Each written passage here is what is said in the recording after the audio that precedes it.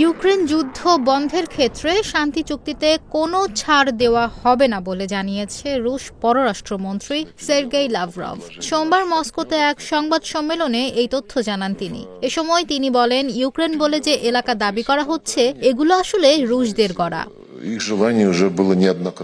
মার্কিন সংবাদ মাধ্যম সিএনএন বলছে, আমেরিকার মধ্যস্থতায় সৌদি আরবে রাশিয়া ও ইউক্রেনের যুদ্ধবিরতির আলোচনা অনুষ্ঠিত হবে। তাতে অংশ নিতে যাচ্ছেন মার্কিন প্রতিনিধিরা। আমেরিকা বলছে, এই শান্তি আলোচনায় রাশিয়া ও ইউক্রেন এই দুই পক্ষকেই ছাড় দিতে হবে, এদের মধ্যে সমঝোতা করতে হবে। এসব ছাড় তাদের কারোর জন্যই হয়তো ভালো খবর নাও হতে পারে। সৌদি আরবের সময় আগামীকাল মঙ্গলবার এই আলোচনা হবে বলে প্রচার করেছে কয়েকটি সংবাদ মাধ্যম।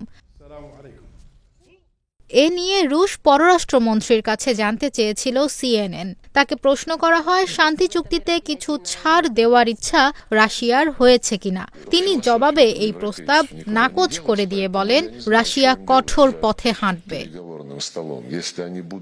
এ সময় লাভরভ বলেন, যাকে এখন ইউক্রেন বলা হচ্ছে, এটি তো আমাদের রুশদের গড়া।